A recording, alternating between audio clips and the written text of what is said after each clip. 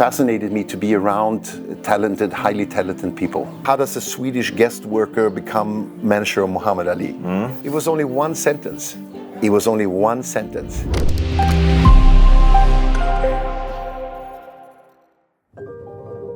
Peter, we're sitting here on this beautiful terrace of this amazing Mallorca Country Club, where you are a member and we as GlobeAir team also a corporate member. Mallorca is not just a place for the country club and for this beautiful grass tennis courts, but also a lot of celebrities coming here, actually living here, having a second home, or even they move permanently here. And that's why we need a bit of your insights. We know that you have been in this stars and celebrities business, the entertainment sector, since quite some time. Yeah? And I'm sure you have stories to tell for days and days and days. Yeah. But how did you get into this business? How did it start? Well, first of all, thank you, Bernhard, for the invitation. And yes, we love the Country Club. And I want to thank you for the fantastic network event that you organized with your team last night. Thank you. Me and my wife really enjoyed it. Trying to make the long story short, but I was trying to be a tennis player in Sweden when I was younger and wasn't by far good enough. But stayed with tennis, was selected by Jimmy Connors. Jimmy Connors had a tennis tour in Europe, and there were 4 coaches that joined Jimmy, and I was one of them. And that was back in 1984. I've been very fortunate that I've been in a lot of movements, because in the 80s, the issue of sports marketing, away from sports sponsorship, more to sports marketing, companies using emotional brand building in sports started to really grow, and that's how I got into the business. Really early, it fascinated me to be around talented, highly talented people, and so I was trying to focus on understanding how they treat their talent, how they go around their life, how they combine success with family, with friends and everything. After many years in the media business, I built up Randstad 1 Fußball. I was the marketing boss from the first day. I was in the board of ISBR, which was the sports rights television company from Kirchen Springer. And in 1996, I got a call from a friend who was actually running the Salzburg football team. And that was before the Red Bull time. He said to me, Oliver Bierhoff, you know him? I said, well, hard not to. He just scored the golden goal yesterday. Well, he's looking for a manager. I went directly to Italy, to Udine, to meet him. And for me, he was the representative of the new generation of players, because his father was a board member. He had an MBA. He spoke 4 languages, because you don't market the profession, you market the person, but you need a profession to have a certain awareness. I did a lot of sports. I did Michael Ballack. I worked with Ottmar Hitzfeld 15 years, and Andreas Köpke. I also managed Boris Becker. I managed a lot of people, but then I also got into music and to actors, because again, it's about the person, not the profession they do. I see, yeah. So it was more like, and then connecting personalities with brands. At a certain point, I had more interest in actually building young talents. I was 14 years manager of Muhammad Ali in Europe, which is probably the biggest honor that you can have in my business. So I started to take young talents when they really need help, because most managers come in when it's about making money. And you have, with some clients, you have 1 or 2 years where you don't earn anything. And you just have to go around and push them and make strategies. So I've been doing that for a long time, and I really, really love it. Obviously, very interesting. You work very closely with top athletes. You worked with celebrities and stars. What would you say the top 3 things they all share in common? Muhammad Ali would say it depends on your soul level. Without sounding too spiritual now. Yeah. But it's obviously a big difference between talented people that understand their talent and why they are here, and understand the system of life.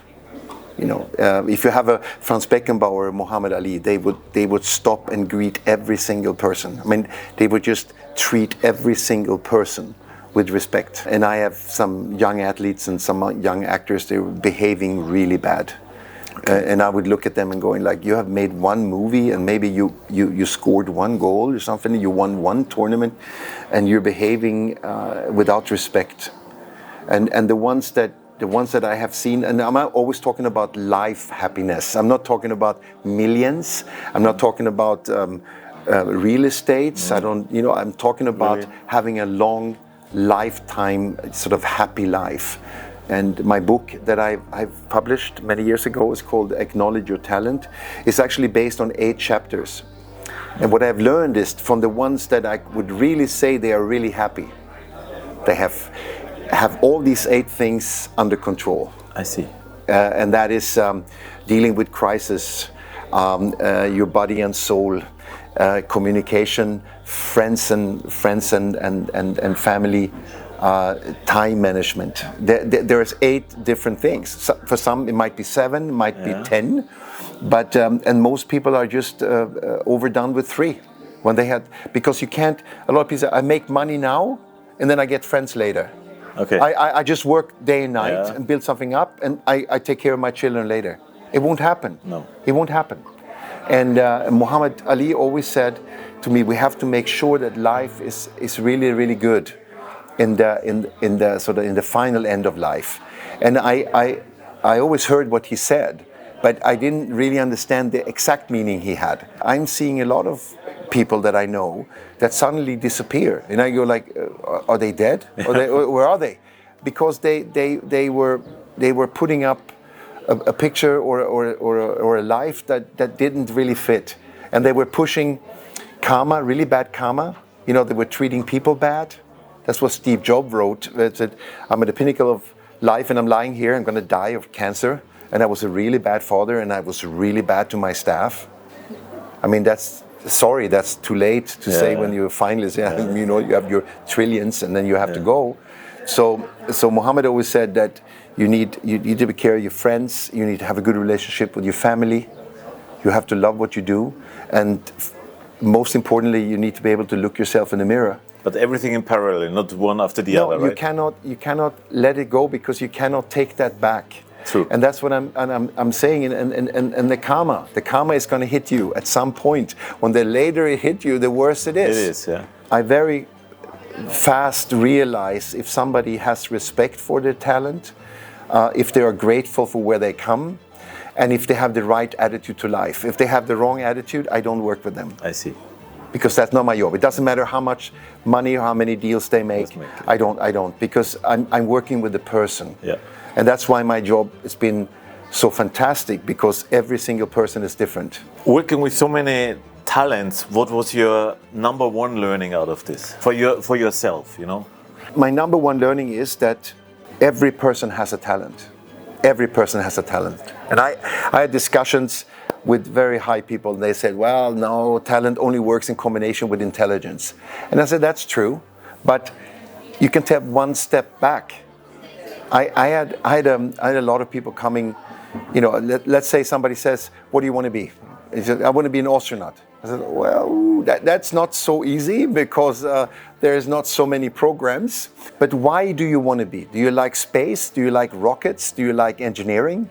Do you like exploring? What's the reason why? Why, yeah. So, and in that field, there's 1,000 jobs. So many things, yeah. And I had one situation where I was at a tennis tournament, and then a journalist came to me, very nice, very good looking, and she said to me, well, Mr. Olsson, you wanted to be a player, but you weren't good enough. So now you're the manager of the number 1 in the world. Is that a compensation? Whoa, I never saw it like that. But the fact is, if I was the manager of the number 1, I was in tennis because I love tennis. Of course, I would have loved to be the number 1. But I stayed in the field. I see. You kept your passion, right? So my biggest learning is that everyone has a talent, and I would more and more like to focus now to give back everything that I had the opportunity to learn in speaking and coachings, and so that give back to help people to find their talent. And I want to give you one really good example, because some people say, how does a Swedish guest worker become manager of Muhammad Ali? I mean, that's a kind of good question. It's good. And I said, it was only one sentence. It was only one sentence. Muhammad Ali and Lonnie, every time they did something in Europe, they would call Franz Beckenbauer. Nobody knows this. They would call Franz. They wouldn't do anything with anybody without calling Franz. So at some point they called Franz and said, we need a manager for Muhammad in Germany and Central Europe. Who should do it? Franz said, Oh, Peter Olsson. There was one sentence that brought me to the Alice. But this trust element. But it's on a personal level. Yeah. It's not to do with, obviously, Franz thought I'm good in my business, but it was a lot of trust and respect and in there to become that chance. When you're looking at talents, when I had Oliver Bierhoff and I needed a new player, and I'm quite good at looking at the players because I was working, but I'm definitely not the best. So what do? I called Franz. I said, I called Franz or I called Günther Netzer, but I called Franz and said, Franz, which player should I take?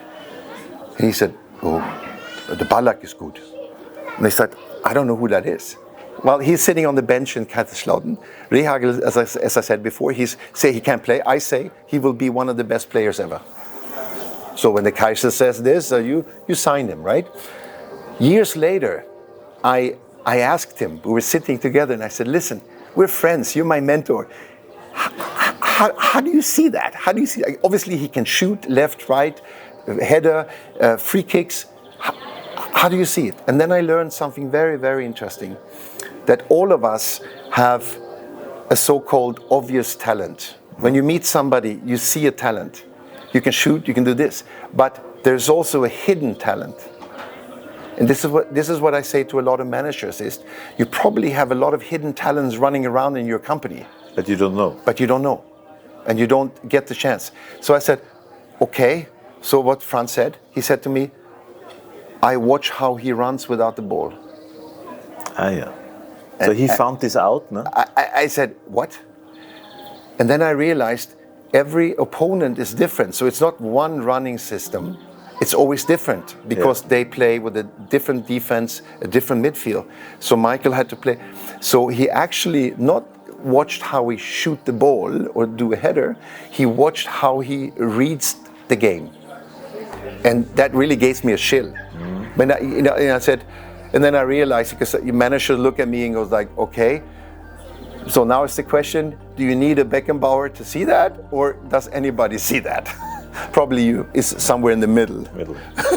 Very interesting. But so my learning system, what I really want to help is everyone has a talent. Okay. You just have to find that what makes you happy. Because when you're happy, sometimes more often it leads to success and money. But you need to find what you love. Most people do things they don't love. Yeah, a good point, good point. Actually, coming back to things what you love, so me and my team, we love to bring time to people back, quality time. And you just mentioned that those talents, they have to manage basically 8 of those components in the same way to be successful and to develop themselves. And one component was timekeeping, you mentioned. Yes. Yeah. So how important is first timekeeping for those talents, and when do they learn that timekeeping becomes an important element in their life? The time management is actually the first chapter in my book. Obviously, there's thousands of time management seminars and things, and they're all talking about the same thing. You structure your day and you have your diary and this and that. I said I wanted to, because I was always trying to use sports as a metaphor for that's what I'm telling, because you can learn a lot from athletes, even if you're not a professional athlete, but you can learn a lot. And what I come to realize was very early that you have to separate between external time and internal time. Mm-hmm. And when you are an athlete, you really early learn your inner time. For example, Boris Becker don't like to play in the morning. There are certain, because the motor doesn't start. So there's certain things, when your peak is, how to perform it, how long yourself. You need to get back from when you lose, you get extremely upset. What do you do? So you learn your inner time. Most managers don't do that. I mentioned that in my book, that in the 80s it was actually pretty cool when I sleep when I'm dead. It was this kind of mentality. Okay. And I was reading the John Scully book. It was the CEO of Apple, and he would get up at 4 o'clock in the morning, and then he would do Japan, and then he would be on his bike, and then he would eat his, bird seeds, and then he'd be in the office till 11 at night, and then he would go, and I was going like, I was a young manager. I go, I don't know if the gym is open at 11. Imagine you build up your career and you reach your goal and your body breaks. It was for nothing. You're correct. Yeah, that's what happened to Steve Jobs. I mean, he pushed, then he got cancer, and then he died. And he had all the money to buy all the hospitals in the world, but he did transplantation. It doesn't work. So rather less money and then maybe live a little bit longer for his children. So take care of yourself. So take care of, and feel yourself. And every person has his own biorhythm. Every person has his own biorhythm. You cannot say, you got to do this, this, this. I tell a lot of young managers that you have to think about this now. Even if you have this volcano energy, you want that to last, right? And also, so this is actually the first chapter. Who was the most, most exciting talent you have worked with? Well, without doubt, Muhammad Ali. Okay. Yeah, I was with him at the World Economic Forum in Davos, and I was with him. He was so much more than an athlete. You know, he actually didn't want to be a boxer, and we were at my home in Munich, and I said, what? You're one of the greatest athletes of all time. He said, yeah, but I didn't want to be a boxer. I just realized through boxing I could spread my message. I see. That's why I never got hit. Yeah, I know. I was too good looking. I said I was too good looking. So that's why I said I have to get the speed. So he never had a broken nose. He had a broken jaw against Ken Norton, but he never had a cut, which is quite amazing. It's true. Because I'm too beautiful. I don't want. So Muhammad is by far, obviously, but my personal legends that I'm also friends with is all we come from my youth, and that's Björn Borg. I mean, Björn is for me my biggest hero out of my youth, and Ingmar Stenmark. And most people don't know who he is. Sure, we know. But I think he won 82 or 83 World Cups. He's still holding this record. Yeah, Lizzie Won was very close on the female side, but Ingmar. So obviously these Swedish athletes are my big heroes out of my youth. Cool. But by far Muhammad Ali, and I actually had to cry a little bit because. Of pride. 3 months ago, I was inducted in the international board of the Muhammad Ali Center. So I'm actually a member of the board of the center, which is a great honor. It's a great honor. You are obviously very and highly experienced in this sector. What would you say? What were your observation? How the whole marketing changed over the last 20 years? It's a drastic change. I mean, it used to be, 2 or 3 TV channels. I think now with the streamings we have maybe 1,000 channels. I mean, it's becoming very, very difficult.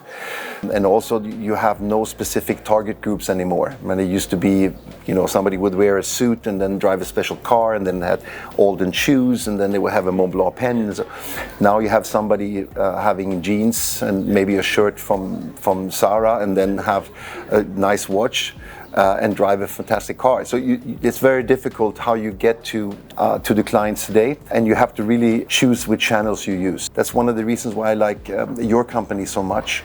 What we discussed in the past is you're going back to the values. The customer values. You're taking care of the customers. I always say, Muhammad Ali always said to me, "Don't collect things, collect moments." Flying with you, or being with a hotel somewhere, or even being here at the country club, is more like an experience than just coming here to play tennis. It's a total thing. Sure, yeah. That is amazing to me that still a lot of airlines, especially when there were tough times, why didn't raise the level of the service? Because it would have just been a little bit of a difference and you would feel much better instead of being arrogant, and not helping and not giving support. It's quite easy actually to do, but they don't. So I think we're going back more to core values. I think it's people want more quality, if you're paying a lot, at least it has to be really, really good. I got to finish with the sweet story that I took my wife as a surprise when she had her birthday now. I took her